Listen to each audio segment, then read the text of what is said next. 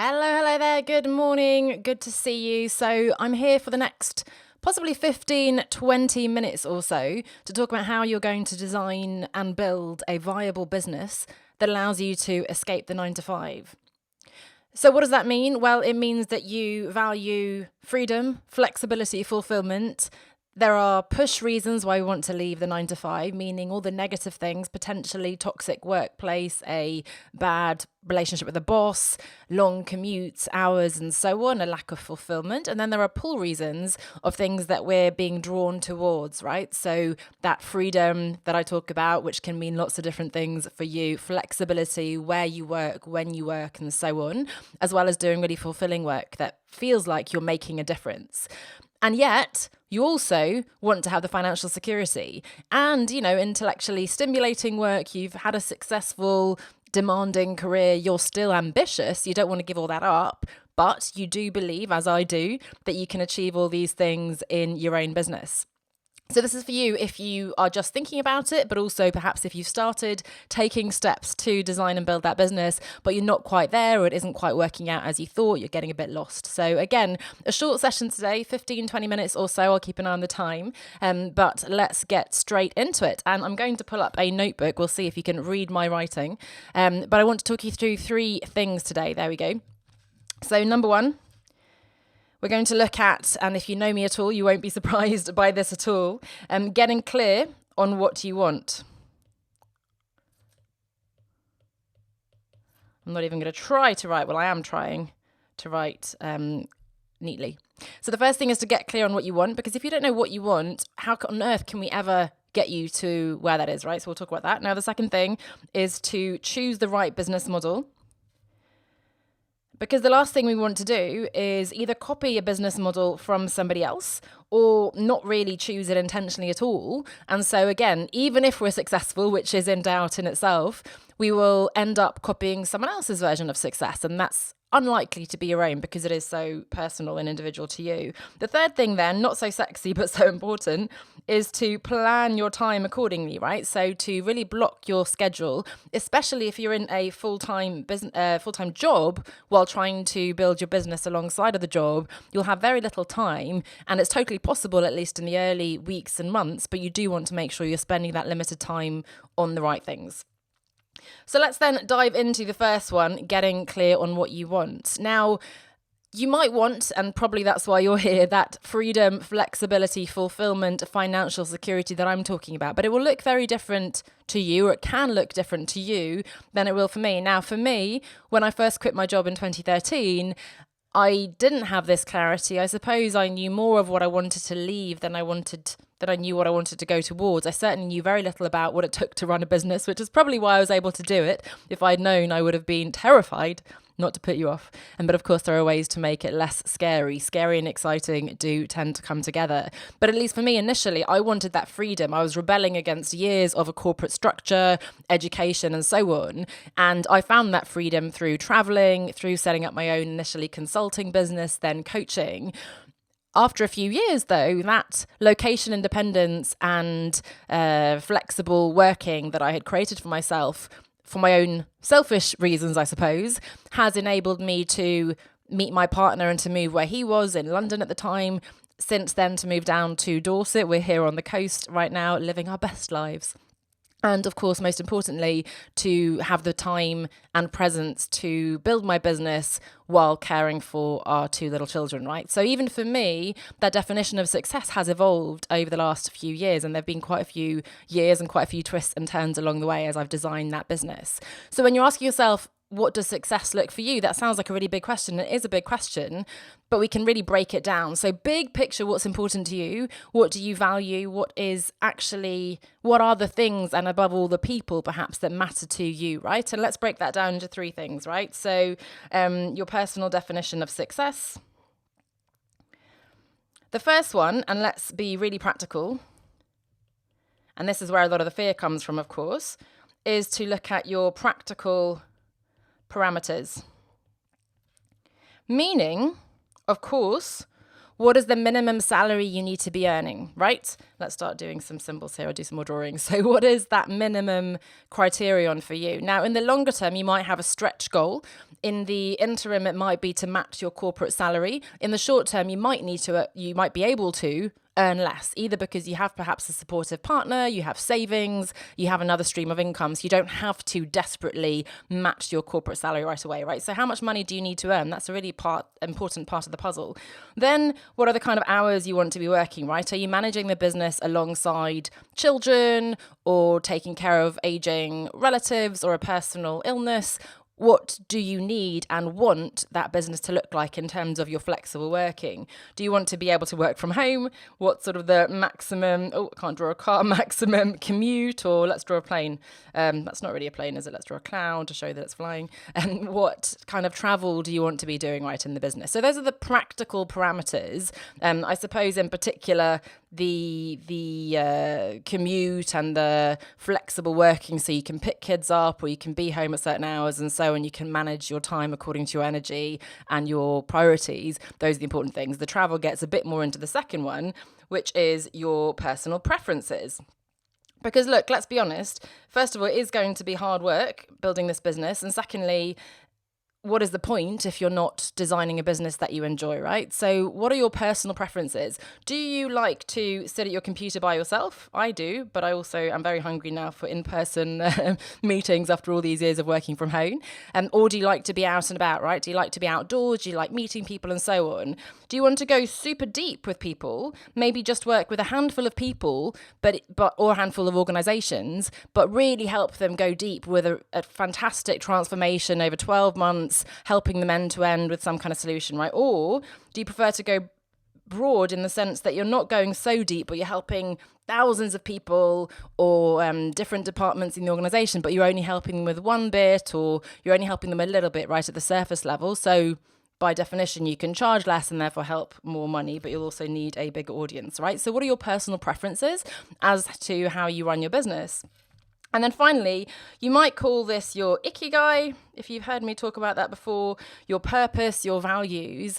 This is, again, the reason why you're building this business. So what is important to you? What change do you want to see in the world? That's the exciting kind of question we can start to answer. What are the skills you want to be using? What's the work that you really love doing? So this is when you get to be really creative and, again, design that business that is going to tick those boxes for you.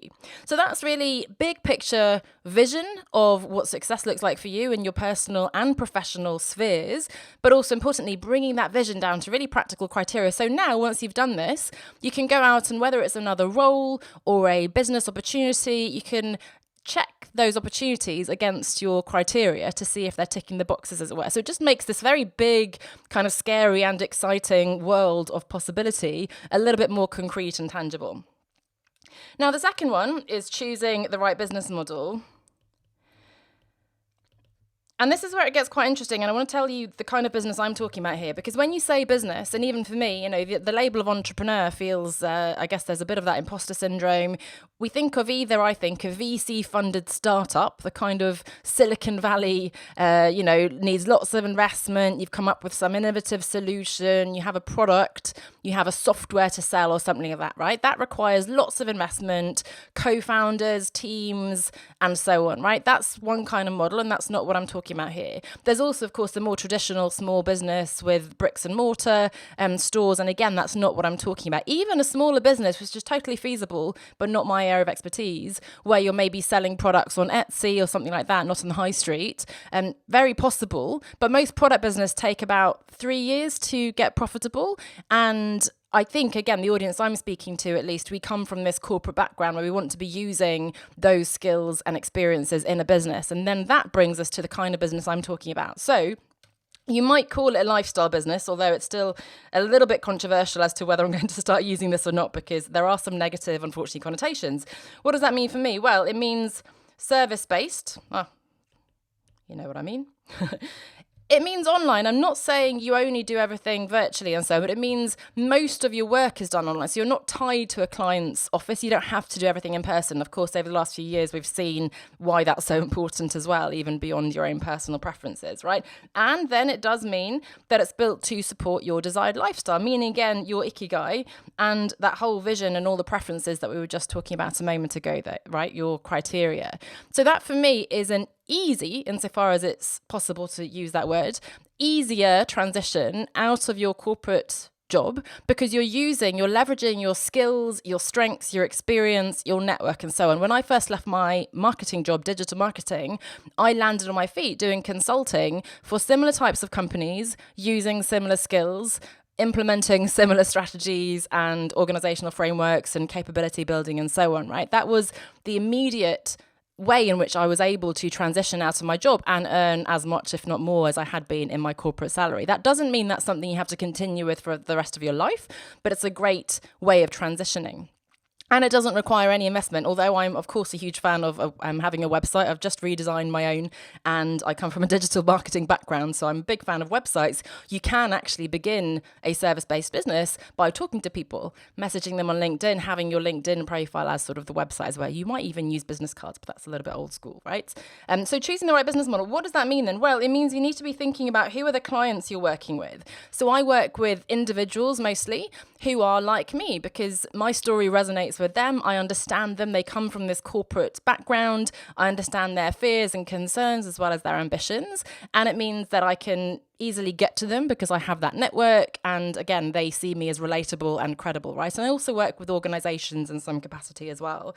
Then you want to be thinking about, okay, how are you going to run your marketing and sales? This is when I get people saying, oh, I hate social media. I'm really uncomfortable with marketing. And there is an element of understanding, look, I don't feel super confident about appearing on video. However, I recognize that it's a great way to connect with people, to build my credibility, engage, and so on. And I'm going to learn to get more comfortable. That's one scenario. The other scenario is, no, I don't want to spend any time on Facebook. I just don't want to do this. It's not according to my values and I hate it. I will never learn to love it. Then you have to choose some other way. And there are other ways of building your business. So this is the beauty of this. You don't have to, and certainly I would suggest shouldn't, build a business based on marketing funnels and sales procedures and whatever techniques, strategies, tactics that feel unethical to you, that feel really sleazy, and all these automated email funnels and so on. If that's not something that works for you, it's not something that will resonate for you, for your clients, then by all means don't use them, and certainly I don't use them, right? So you need to find a way to show up in your marketing. A lot of people recommend these 5-day challenges in Facebook groups, which in themselves are already really energy draining in terms of running a Facebook group. And then to do these 5-day live workshops, they can be incredibly powerful, but also incredibly exhausting. I did them for many years. I still do them from time to time, but I don't have that as my main strategy now because they're just so exhausting, even for me, after all my experience and even replicating same content every time. So you need to find a way that works for you, that feels ethical, aligned to you. You can show up as yourself, and of course that works for your clients. And then, you can do so-called sales calls, discovery calls, chemistry fit calls, whatever you want to call them. And then importantly, how are you going to deliver your services, right? So because I wanted to travel the world initially, and now because I have moved out of London and I'm taking care of our kids, I wanted virtual services, meaning I do most of my one-to-one and group coaching via phone. We do video, which is great. You really feel like you're there with somebody. I do some in-person things, and I'm increasing doing that. But really, in terms of delivery, it's virtual. It's one-to-one and one-to-many, but still small, intimate groups, because I value and I see the biggest transformation coming from those smaller groups, right? So what does that look like for you? Are you with me on this whole so-called lifestyle business and service-based business? In that case, we're already narrowing down our options to certain things. But then who are the kinds of clients you're going to work with? How are you going to market and sell your services? And of course, pricing, right? That's a big one. How will you price your services so that ladders up into your financial goals as well?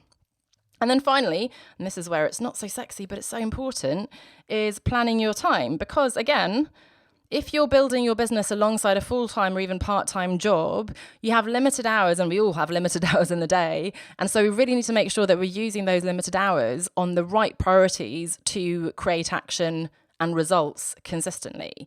And that will look different depending on, of course, your vision, your business model, how patient you are. Most of us not so patient. Initially, there will be a phase of exploration, right? Because if you're in that phase of working out what it is you want to do, examining your values, exploring your big picture vision, then that's something that actually requires time. So if we're working together, we need to be blocking time for you to be sitting down, doing the exercises, examining your values, maybe creating a vision board, whatever that looks like. And that takes time. And in fact, a lot of the insights come in between the sessions when you're out for a walk with the dog, or you're in the shower, or you're on holiday, right? That's when some of those big aha moments, as we used to call them, really come to you as to what's important, right? So that will be the initial thing. Then obviously the second one was choosing the business model. So that will take some time testing your ideas, developing what that business model is going to look like. And then we come to the implementation of that business model. So we haven't even got to actually running the business, right? But once you start doing that, there are certain things in order to build your business. So you'll need to be doing lead generation and nurture. There'll be things like content creation, obviously planning. I actually call this the 3Ps, so let's do it. Producing and promoting. Of course, and there'll be not so much of this at the beginning because you don't have very many clients, but client service and delivery and so on, right? So I have a list of, 10 things that you need to be focused on in your business every week in order to make that happen. For me, what this looks like at the moment, and I've been in business many years now, I have 3 days of childcare, Mondays, Wednesdays, Thursdays. I've evolved and refined this over time, but the mornings are pretty sacred for me usually, so it's a special day today. I'm keeping the morning for something that's important. So Monday mornings, I'm following up with clients. I'm doing that lead nurture, following up with prospects, having those conversations. Wednesday morning, I'm doing content usually, and then Thursdays for me are a really sacred day because the whole day I try to avoid having meetings, and that means I can work on my biggest priority. So in the previous months, it was developing my course, the Business Academy, and now it's really working on my new book, Outside the 9 to 5. So that's something where it's the most incredible thing to not have any calls, any meetings, any emails, and to have that permission, as it were, to focus on that big priority. Then around lunchtime, after lunch, I usually do a workshop. I'm trying a different time today, either for my own community or for my corporate clients. And then afternoon is client calls and so on. Again, this has evolved because when I first had our little babies, I didn't have childcare. And so I would mostly do calls with my clients, both group and individual, in the evenings. That meant that I knew that in theory, the kids would be in bed and my partner would be at home, so he could be there just in case. These days, though, I'm too tired in the evening, let's be honest, so I've stopped doing calls in the evening, so I spread those out during the day again. So, this is really personal to you, but you can see how it's so important, again, to anchor your big picture vision and your strategy, your business model, in how you're actually showing up in the short term, alongside your full-time job, because you're trying to design and get that business off the ground. You're trying to build an audience, you're trying to test different ideas and so on, and build your credibility and so on. And then in the longer term, this is how you actually be running your business. So you need to be leaning in, especially when that fear creeps in. You're thinking, oh, I'm not going to get any clients, I'm not earning enough. Actually, just had that chat with a client the other day. We need to be leaning in and doing more lead gen and nurture, right? Following up more. We need to be doing more rather than less when we're feeling that fear creep in. So those are the 3 things again. So getting clear on what you want, big picture vision from personal life, professional, what do you want in terms of family, whatever family looks like for you, travel, what do you value, what is your ikigai? Then choosing the right business model. Don't just copy someone else's. The fact that someone else is doing courses or group programs or B2B workshops or keynote speaking or whatever doesn't mean that's the right thing for you. Unless you've really done the due diligence of thinking about, this is absolutely the kind of business I want to be running and that fits with my personal preferences and so on, the practical parameters that we talked about in the criteria. And then finally, planning your time. I'm a big fan of time blocking. So really using your calendar as a to-do list rather than having all these long lists that, let's face it, we'll never get to the end of. Really using your calendar and blocking the kind of ideal schedule for how you want to get things done. And of course, checking in and refining that as well. So if you want to design that business that allows you to escape the 9 to 5, that's what I do. That's what I have done for myself. And that's what I now, and for some years now, help clients to do. So if you're curious about hearing how I can support you with that, with my coaching and mentoring program, if you can comment incubator or send me a private message if you want to keep it confidential, then we can have a chat about whether it's the right fit for you. In the meantime, I'd love to hear from you what your biggest insight is from today. So short video, but packed full of little insights and prompts for you. So where do you think you really need to focus? Have you learned something new today? Please let me know, and I'll see you very soon. Bye for now.